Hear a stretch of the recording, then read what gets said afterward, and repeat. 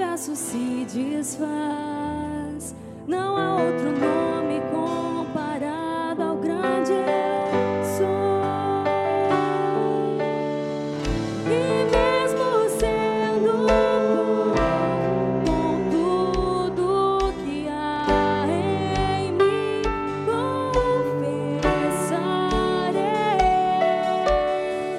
que céus e terra passarão, mas o teu nome é eterno.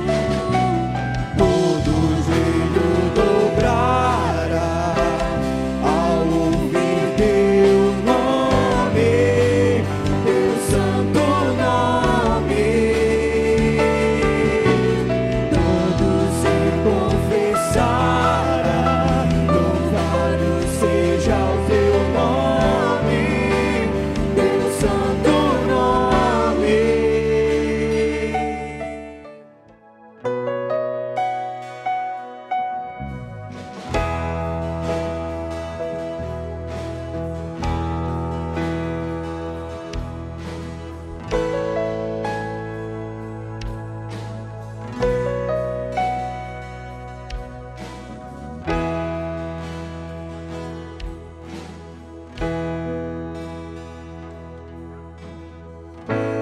Não entendo o meu próprio agir.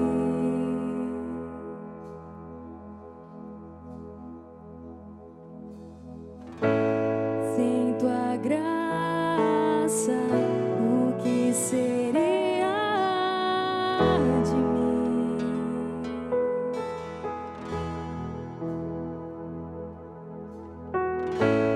Não entendo o meu próprio agir.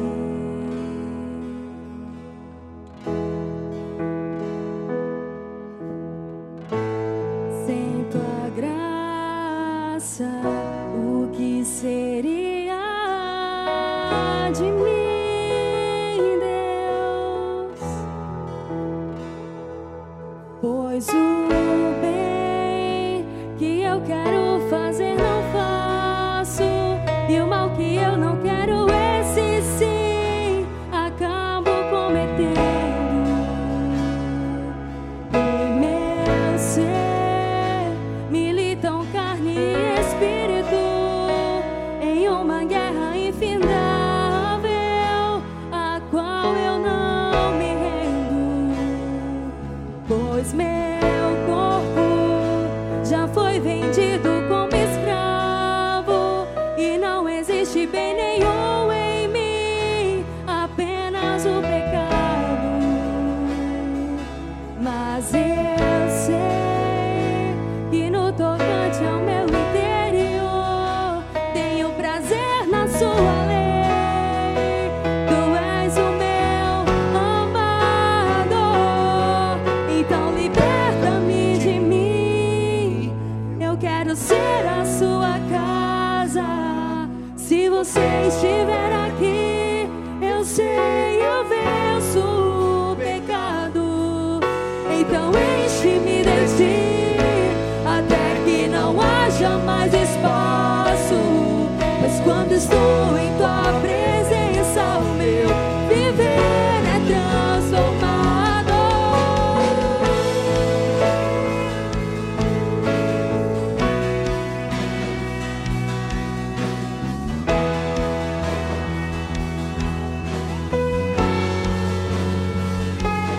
Pois o bem que eu quero fazer não faço, e o mal que eu não quero, esse sim acabo cometendo. Em meu ser militam carne e espírito, em uma guerra infindável, a qual eu não me rendo. Pois meu corpo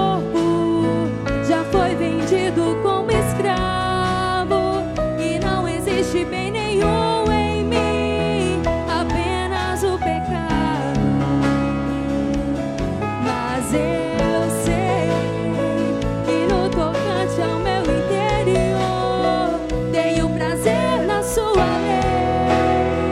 Tu és o meu amado, então liberta-me de mim. Eu quero ser a sua casa. Se você estiver aqui, eu sei, eu venço o pecado. Então enche-me de ti, até que não haja mais espaço. Pois quando estou em tua presença, o meu viver é transformado. E eu passo a ser livre pra viver a tua vontade.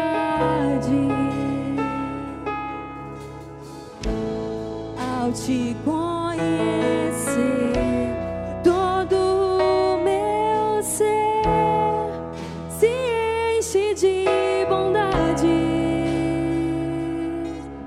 e reina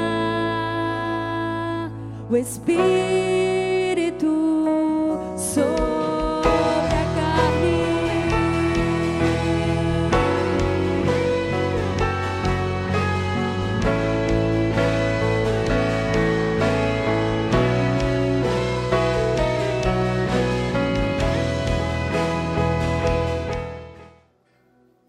Queridos, sem delongas e sem formalidades, pretendo ser breve, objetivo, sucinto e preciso.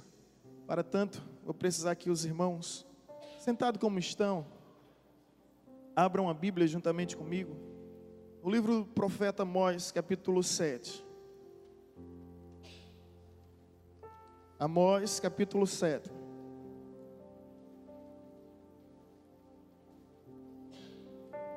Amós se encontra entre os profetas menores.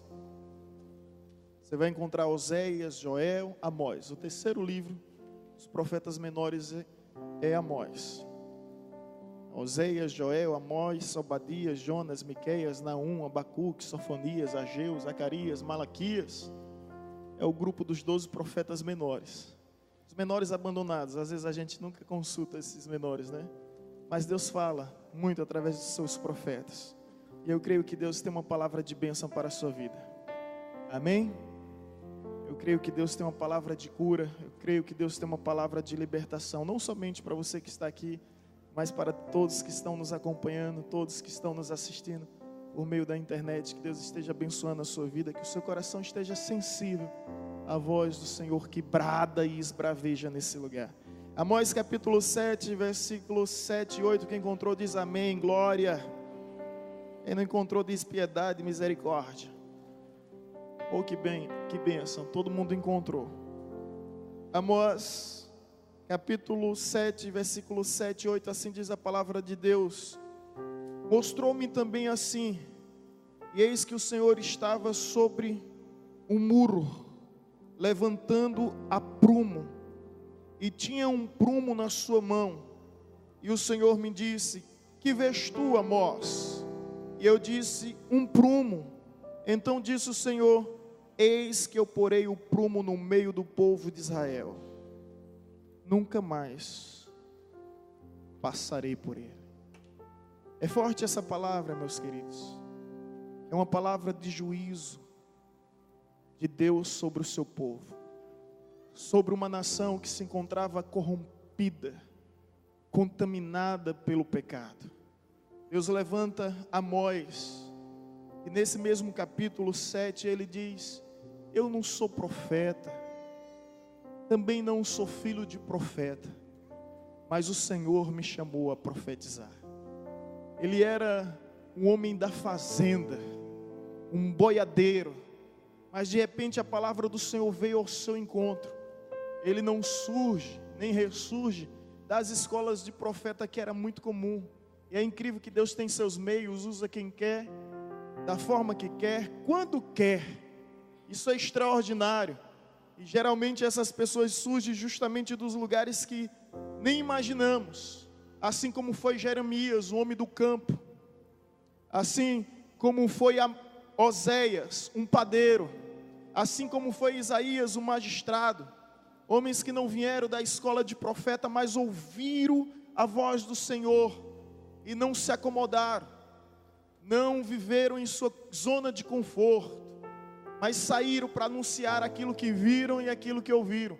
Eu não sei quem você é, eu não sei de repente o que você faz, aonde você trabalha, nem ao menos a sua ocupação, mas Deus, para te usar, Ele não te precisa te levar para um seminário, Ele não precisa te levar para uma faculdade, Ele não precisa que você tenha um diploma em suas mãos.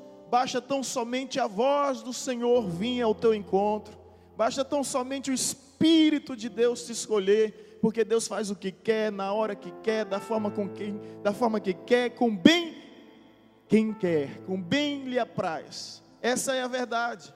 E aqui a Bíblia nos mostra que Amós foi escolhido como um boiadeiro, para trazer uma palavra de juízo contra a sua geração, contra o reino de Judá no sul de Israel.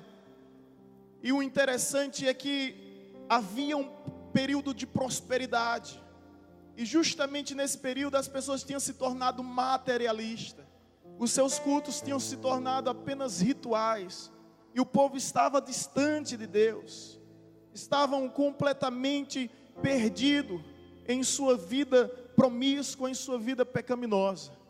E a Bíblia nos diz que Deus apareceu a Amós através de uma visão, e nessa visão havia um prumo. E Deus diz aqui, no versículo 7, no versículo 8, eis que eu coloco um prumo no meio do meu povo. Queridos, o prumo é um instrumento e uma ferramenta muito comum na construção civil. Se você quiser mais detalhes sobre o prumo, procure nossos engenheiros aqui, o engenheiro Adelmo, engenheiro Pedro Rogério, procure o nosso mestre de obra, né? Devânio, né? Engenheiro Devânio. Adelmo é o nosso mestre de obra, que é o nosso Bel. É o homem bombril, 1001 utilidades. Ele vai lhe dizer o que é um prumo. Mas o prumo é justamente esse instrumento para averiguar a verticalidade e evitar as protuberâncias, as arestas, as saliências, evitar as regularidades. O prumo existe justamente para aprumar, para ferir, para alinhar, para nivelar. Uma parede, um muro construído sem prumo, ele fica torto. Ele é um projeto condenado. E o interessante é que o prumo utilizado por Amós existe há 200 anos antes dele, como até hoje e é o mesmo prumo.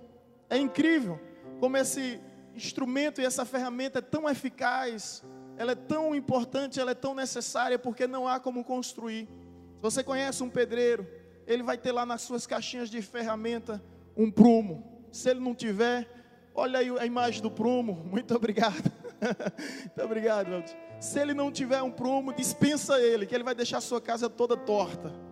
Ele vai deixar tudo, torto mesmo, tortuoso. E Deus agora chama a atenção do profeta Amós, dizendo: eu colocarei o prumo sobre o meu povo. Eu colocarei o prumo sobre a minha nação. O que Deus está querendo dizer é que eu vou averiguar, eu vou analisar a conduta, o comportamento do meu povo. E quem entende um pouco sobre o prumo sabe que se uma parede estiver errada, não adianta tentar corrigir. O prumo existe para deixar ela da forma certa, mas se ela estiver errada, não adianta corrigir. A despesa será bem maior. O que fazer diante de uma situação dessa? Destruir e derrubar. E Deus está querendo trazer aqui uma palavra de juízo sobre a nação de Israel. Eu vou colocar o prumo sobre vocês. E se vocês estiverem tortuosos, se vocês estiverem desorganizados, desordenados, eu vou destruir essa nação, eu vou destruir esse povo. Meus irmãos, essa palavra me ensina uma grande verdade, é que Deus tem um prumo em sua mão. E assim como Amós teve essa visão, eu tenho hoje essa visão, e eu espero que também você tenha essa visão, Porque Deus está colocando um prumo sobre a nossa nação, um prumo sobre a nossa geração, um prumo sobre as nossas igrejas, um prumo sobre a nossa casa, um prumo sobre a nossa vida, e toda construção tortuosa não há de permanecer. Deus há de corrigir todos os defeitos. Quantos podem levantar suas mãos e dizer amém? Louvado seja Deus. E hoje eu gostaria de falar sobre o prumo divino, e chamar sua atenção com muito amor, e perguntar: será que Deus pode colocar um prumo sobre você? Ou melhor, se Deus colocar um prumo sobre suas palavras, eu lhe pergunto: suas palavras serão de bênção ou de maldição? Se Deus colocar um prumo sobre o seu comportamento, sobre os seus pensamentos, sobre os seus sentimentos, sobre os seus desejos, eu pergunto: será bênção ou maldição? Se Deus colocar um prumo hoje sobre a sua vida, eu quero perguntar, meu irmão, como você há de estar? Em regularidade ou irregularidade? Se Deus for colocar esse prumo, na realidade, Deus está colocando esse prumo sobre nós. E a pergunta é: se Deus colocar esse prumo sobre os programas de televisão que você assiste, será que você será aprovado? Sobre a forma que você se veste, será que você vai ser aprovado? Ou vai haver alguma saliência, alguma protuberância, algumas arestas e irregularidades que precisarão ser aparadas? Se Deus colocar esse prumo sobre os momentos que você está navegando na internet, às vezes por águas turvas, não sei, mas se Deus colocar esse prumo num ambiente de amigos, de conversações, como tem sido o seu comportamento? Será que você tem sido uma construção edificada sobre a base da palavra do Senhor? Porque Deus avisa a Moisés que Israel não é igual a nenhuma outra nação. Deus não coloca o prumo sobre o Egito, sobre a Babilônia, sobre as demais nações, mas sobre Israel, porque a base de Israel é a palavra do Senhor. Foi a esse povo que Deus confiou os 10 mandamentos, foi a esse povo que Deus confiou os decálogos, escrito pelo seu próprio Deus. Foi a esse povo que Deus confiou seus preceitos, suas instruções. A nossa base como Israel espiritual de Deus é a palavra do Senhor. E Israel começou a imitar aquilo que as nações faziam, andar no caminho da corrupção, andar no caminho da promiscuidade, e dessa forma estava atraindo maldições sobre a sua vida. Quão terrível é isso, meu irmão, porque a nossa base é a palavra do Senhor. E eu pergunto: que tipo de muro você está construindo? Qual é o tipo de construção que você está realizando? Mais do que ninguém, só você mesmo para responder. Por isso que trata-se de perguntas retóricas, que não exigem de você uma resposta, mas ao menos uma reflexão. Aonde você está construindo a sua casa? Jesus disse que o sábio é aquele que constrói a sua casa sobre a rocha, o insensato é aquele que constrói sobre a areia. Ei, tempestades, vendavais, vem para os dois, mas somente aquele que tem a sua casa edificada na rocha permanece firme para sempre. Não é açoitado pelos vendavais, nem arrastado pelas tempestades, porque está escrito no Salmo 125: os que confiam no Senhor são como os montes de Sião, que não se abalam, mas permanecem firmes e firmes para sempre. Amém? Louvado seja Deus. Qual é a construção que você está realizando? E eu gostaria de refletir sobre essa temática, o prumo divino, analisando um prumo, e percebo que o prumo é um instrumento de avaliação. Estou certo, Adelma? Estou certo aí, Paulo Rogério? Cadê Paulão? É um instrumento de avaliação. Ele vai avaliar a realidade do lugar, a realidade do muro levantado. E Deus pega esse prumo e começa a colocar na nação de Israel. O interessante aqui, irmãos, olha bem para mim, é que Deus sempre fez, e Ele sempre faz isso. Um dia Ele colocou o prumo sobre a vida do rei Saul.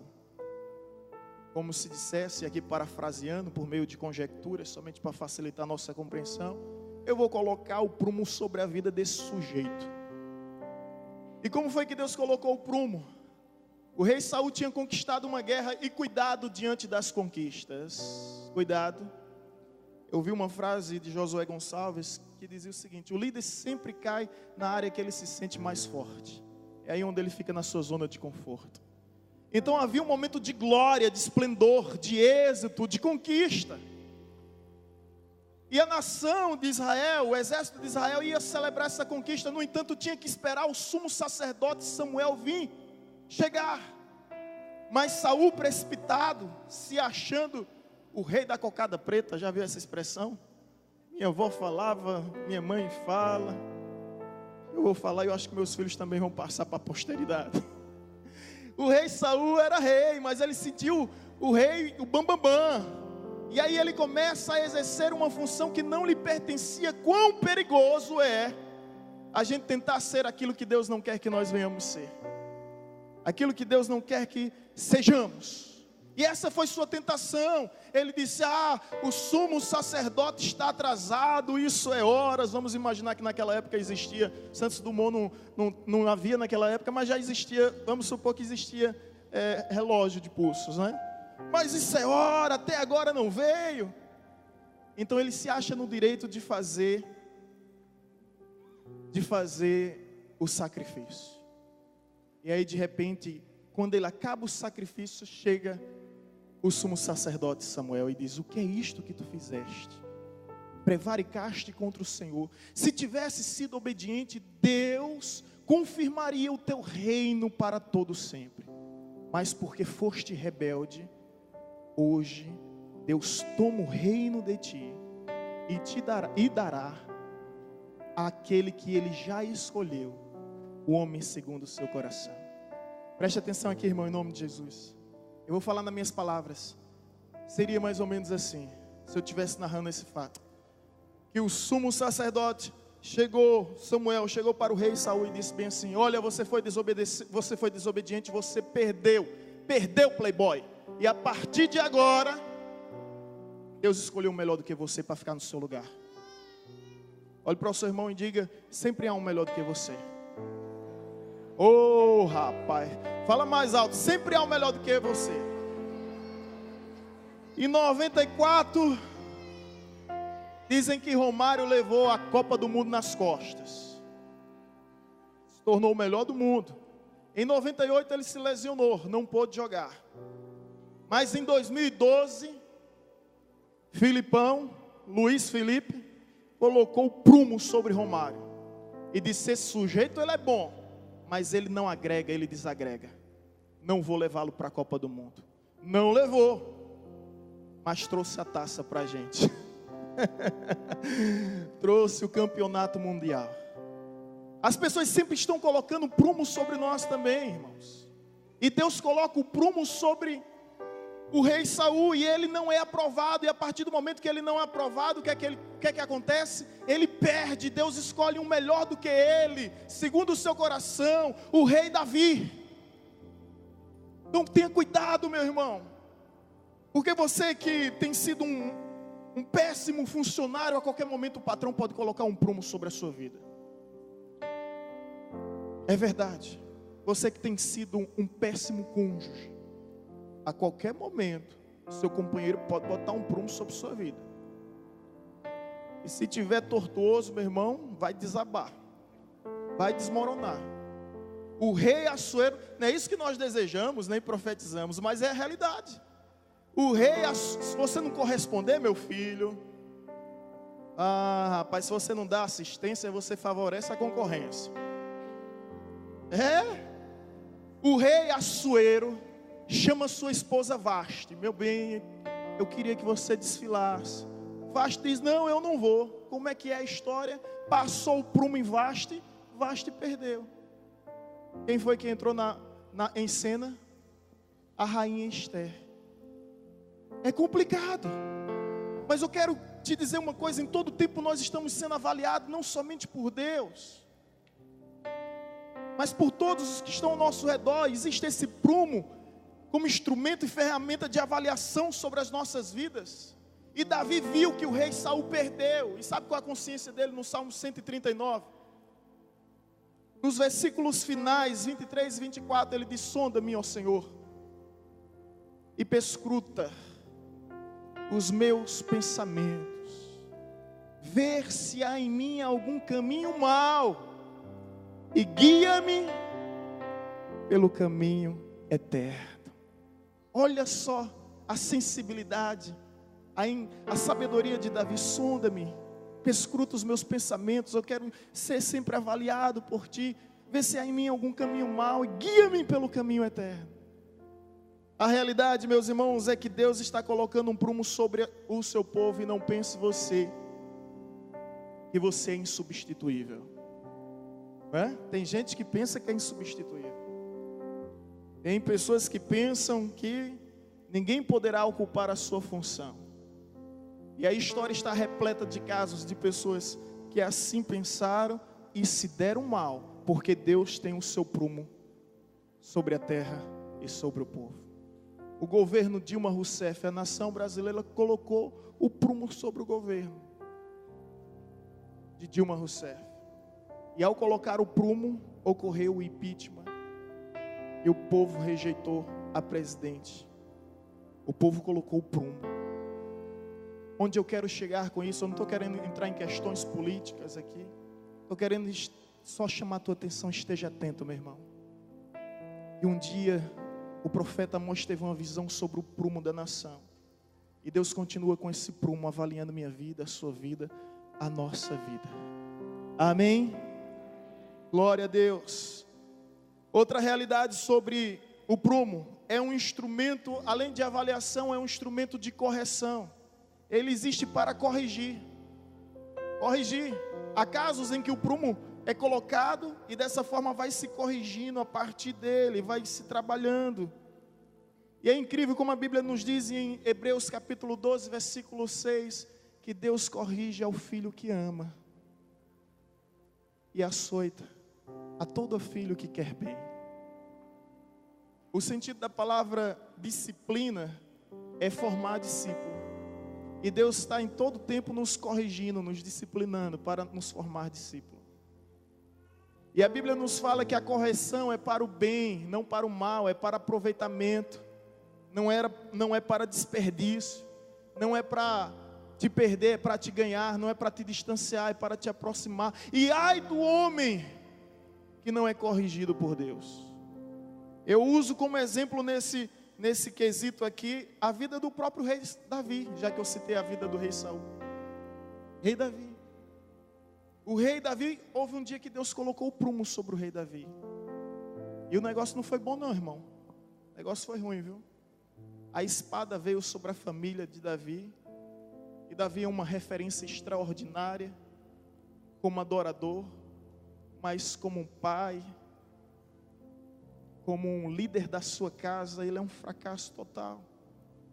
É um fracasso total porque existem problemas que ocorreram na família de Davi gravíssimos, como incesto, fratricídio, tantas coisas terríveis que aconteceram, como rebelião. Tudo ocorreu na casa de Davi. Ele era um herói do lado de fora, mas do lado de dentro ele era um fracassado. E Deus coloca o prumo sobre a vida de Davi. E quando vem esse prumo, Davi que se encontra reprovado.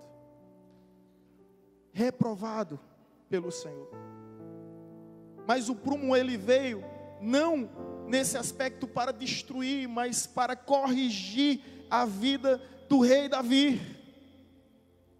Ao ponto que ele diz lá no Salmo 139, antes de ser afligido andava eu errado, mas agora guarda a tua palavra. Deus fala, irmãos, através de sonhos, Deus fala através de visões, Deus fala através da sua palavra, Deus fala através de profecia, Deus fala de diversas formas, mas existe uma maneira que Deus usa, que é o recurso infalível, é a dor. Já viu aquele ditado, quem não vem pelo amor, vem pela dor, mas quando Deus chama, vai vir de qualquer jeito. Você escolhe a forma que você vem. E Deus atrai Davi com a dor. Ele dizia: antes de ser afligido, andava errado, mas agora eu guardo a tua lei. Meu irmão, não permita, não aceite, na realidade, sofrer para aprender. Diz um ditado que o sábio aprende com os erros dos outros, o inteligente aprende com o seu erro, mas o tolo não aprende com erro nenhum. Está sempre sofrendo. Então você não tem tempo suficiente para aprender com seus próprios erros, então aprenda com os erros dos outros, amém? Observe o que deu certo, o que deu errado na vida dos outros, e aplique isso para a sua vida. Davi reconhece que foi corrigido pelo Senhor. Foi corrigido pelo Senhor, porque a Bíblia diz que Deus disciplina aquele que é filho, e aquele que está sem disciplina não é filho, é bastardo. Ei, querido, você não é bastardo, você não é órfão, você é filho de Deus. Talvez você não entenda o que você está passando, talvez você não entenda o que você está vivendo, mas deixa eu te dizer uma coisa: Deus está colocando um prumo sobre a sua vida. E vou lhe dizer mais, Ele prefere frustrar os seus sonhos do que perder a sua vida. A sua vida é muito mais importante para Ele. Então tem determinadas coisas que você deseja, que você anseia e não acontece, você não sabe exatamente o motivo, mas a Bíblia diz que a bênção antecipada, ela se transforma em maldição.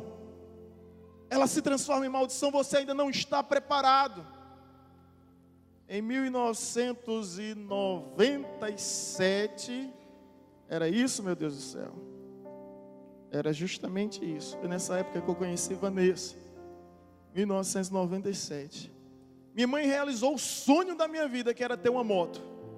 Rapaz, 15 anos eu tinha. Eu fiquei alucinado quando eu ganhei a moto. Ela disse que ela chegou de casa de repente com a moto. Eu disse: que maravilha, vamos me ensinar agora. Ela disse: não, primeiro a gente vai almoçar, depois eu vou lhe ensinar. Ela foi almoçar, quando ela viu eu já estava do outro lado da esquina. Indo e vindo, perguntei a alguém: como é que passa a marcha? Primeira para baixo, o resto para cima. Aí eu ia, estancando, ia. No segundo dia eu já estava no Cura, com a moto. Cura, perto das comportas ali, me ajuda aí, onde é que eu posso localizar o Cura? As comportas da Apolônio Salles. Já estava lá. Terceiro dia eu estava fazendo racha na avenida, com 120 km por hora, passando, deitado na moto, passando a marcha com a mão. Quarto dia eu estava empinando. Quarto dia eu estava empinando. Sábado eu estava lembrando disso, que eu ia passando aqui em frente ao Adozino, era o IEPA na época, onde Vanessa estudava, aí em frente eu estava com um amigo chamado Rogério Corral, pode lembrar ele. Aí eu vi um monte de gente, eu disse: eu vou me amostrar. Subi a moto, Corral caiu de bunda. Corral, amigo nosso, caiu, Rogério, caiu de bunda. Sexto dia o negócio estava feio, estava terrível. Sétimo dia, eu estava fugindo da polícia, 4 viaturas. Não tinha ainda o domínio, a versatilidade, né, de conduzir aquele veículo. Moral da história, quase bati, para não bater na viatura, na realidade, eu freiei, caí, quebrei o braço, apaguei, o cano da moto ficou por cima do meu pescoço. Até hoje eu não entendo porque eu não fiquei a marca, mas Vanessa lembra, né? Da mancha terrível. E foi horrível. Foi horrível. Fui dado como morto por alguns que acompanharam. O sonho da minha vida durou apenas 1 semana, porque não tinha maturidade, porque não tinha equilíbrio nem estrutura para tê-lo. Deus ali colocou o prumo sobre mim, porque imagine, 1 semana fazendo tudo isso, onde é que eu estaria hoje? Meu Deus do céu, eu acho que eu não estaria vivo. Mas eu louvo a Deus por ter colocado o prumo. Na hora a gente não gosta, na hora a gente não se conforma, mas depois a gente agradece. No outro dia, minha mãe vendeu a moto e disse: isso não, se eu tiver que comprar uma outra moto, eu vou ter que comprar também um caixão, então não quero isso. Mas a realidade, irmãos, é que Deus sempre coloca o prumo em nossas vidas, e às vezes nós não estamos preparados para sermos abençoados. A nossa imaturidade não nos permite. E assim foi com a vida de Davi. Mas o prumo de Deus, além de ser um instrumento de avaliação, além de ser um instrumento de correção, é um instrumento de edificação.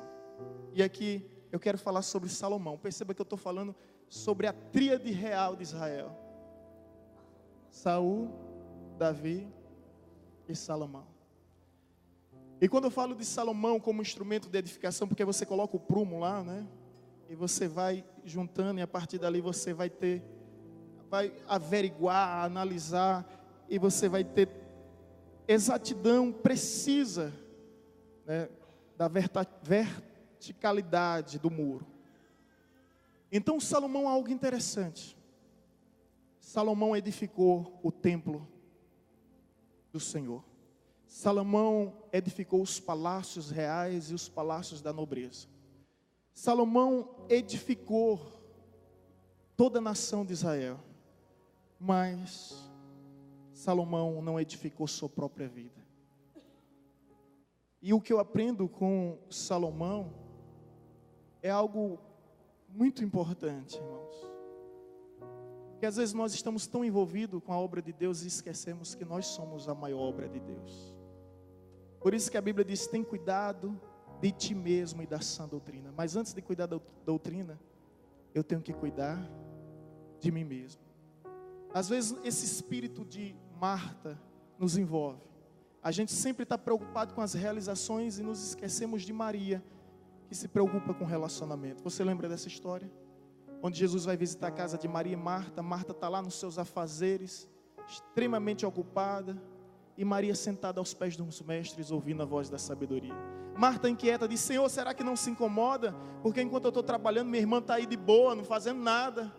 E Jesus disse: Marta, Marta, sua irmã escolheu a melhor parte.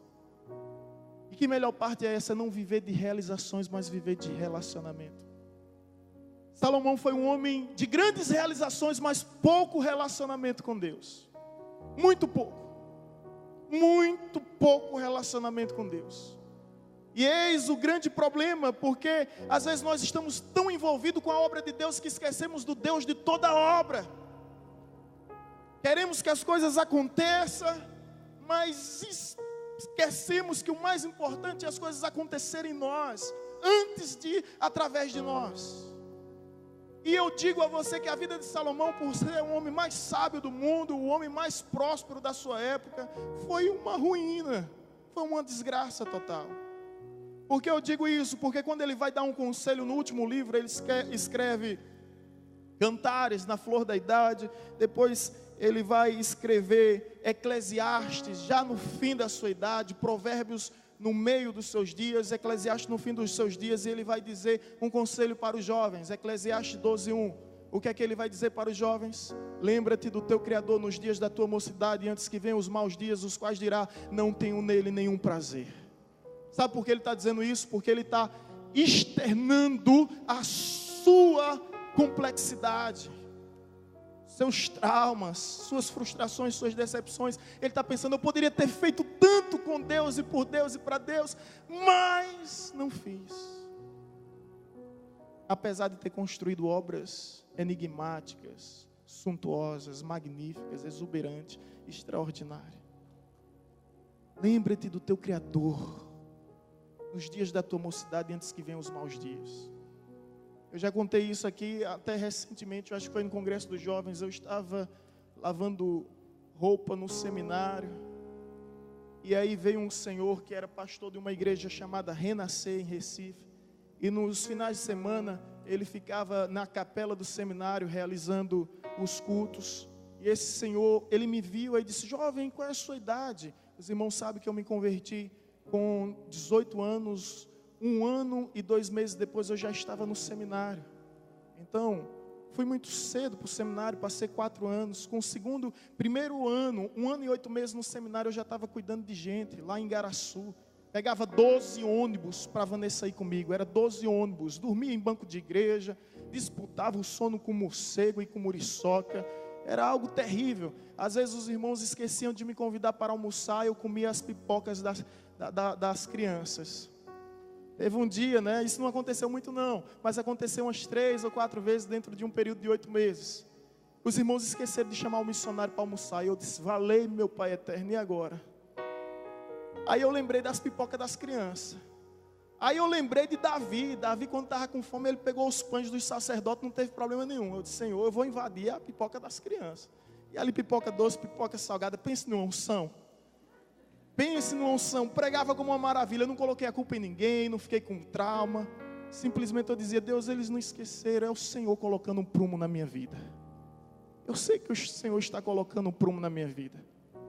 Eu sei que o Senhor está formando o meu caráter, forjando minha moral.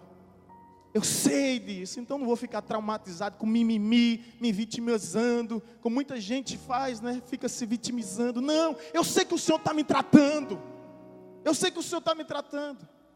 E era essa agonia, 12 ônibus que nós pegávamos, era essa aflição que nós vivíamos no tempo do seminário.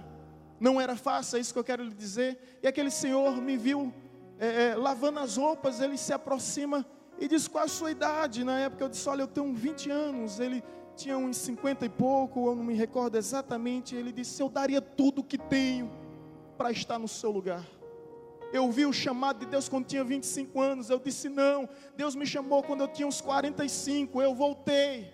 E agora tem tanta coisa que eu desejo fazer, mas eu me considero limitado em muitos aspectos. Tenho família, tenho tantas atribuições. Eu daria tudo que eu tenho para voltar atrás e fazer o que você faz. Me fez lembrar aqui de Dr. Hollywood, que esteve em Paulo Afonso. Como é o nome do Dr. Hollywood? Doutor? Isso aí mesmo, vocês ouviram.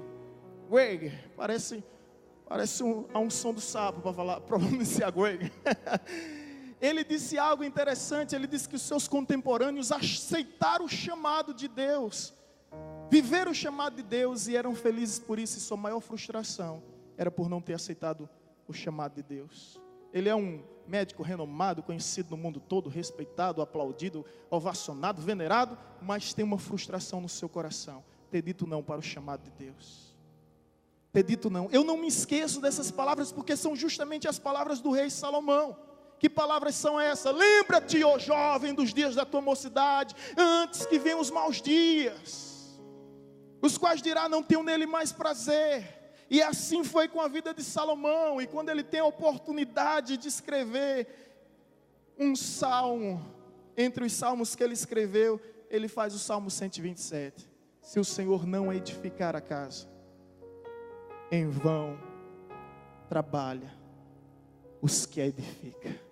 Em vão é todo esforço, inútil é todo sacrifício, se o Senhor não for o nosso edificador, o nosso construtor. Ele viu o prumo de Deus sobre a sua vida, e ele viu que esse prumo, ele também vem para edificação, e que nós precisamos do prumo de Deus. Amém, irmãos? Deus está colocando hoje o prumo aqui. Quem pode dizer amém? Glória a Deus por isso. Deus está colocando um prumo sobre a minha vida, sobre a sua vida, sobre a nossa casa, sobre o nosso ministério. E a pergunta é: qual é o prumo que Deus vai utilizar sobre nós? O prumo de avaliação, o prumo de correção ou o prumo de edificação? Como será a repercussão quando Deus nos colocar sobre o prumo?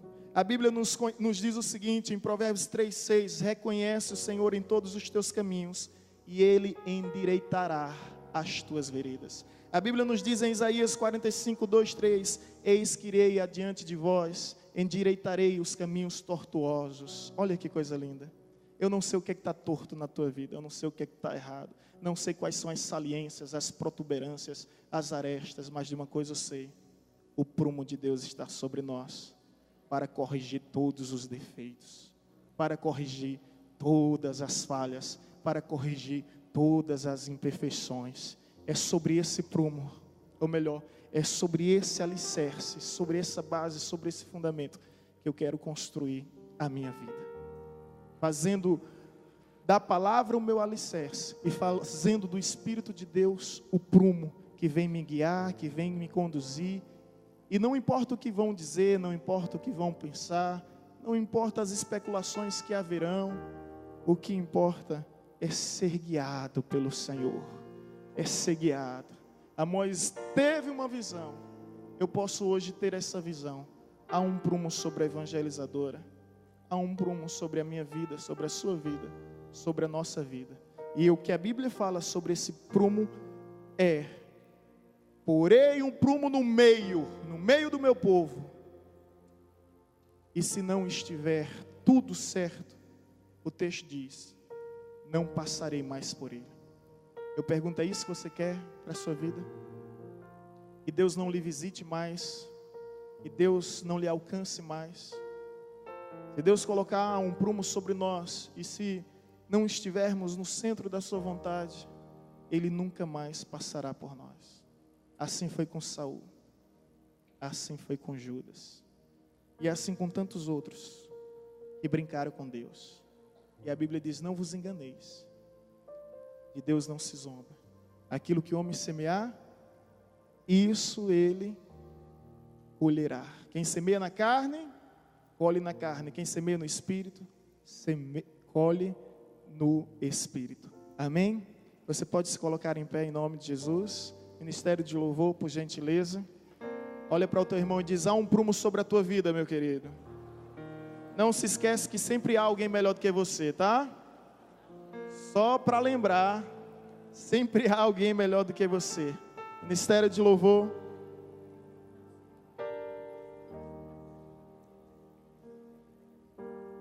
Ministério de louvor estará louvando ao Senhor, que você possa refletir nessa palavra, que você possa vir a ser abençoado por meio dessa mensagem. E que em nome de Jesus, você hoje aqui assuma um compromisso com Deus, de andar no caminho da retidão. Minha vida achei quando a deixei, só assim te seguirei.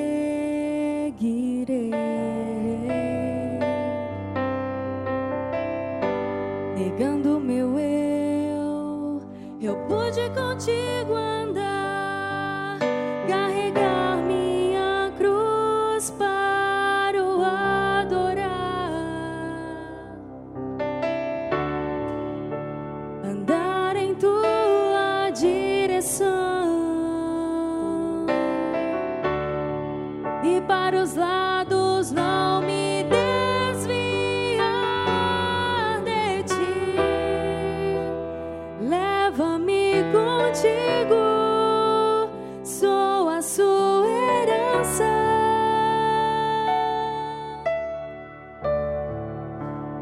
Dá-me tua mão, te dou meu coração, te entrego minha vida.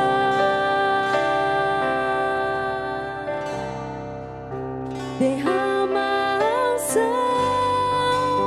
aceito sua vontade sobre a minha vida.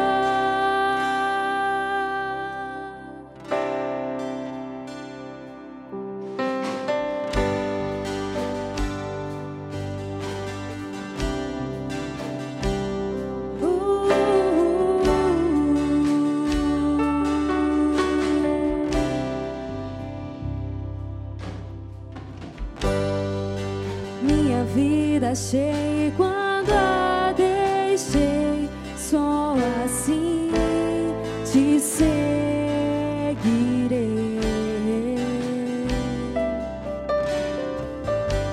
Negando meu eu pude contigo andar, carregar minha cruz para o adorar, andar em tua direção e para os lados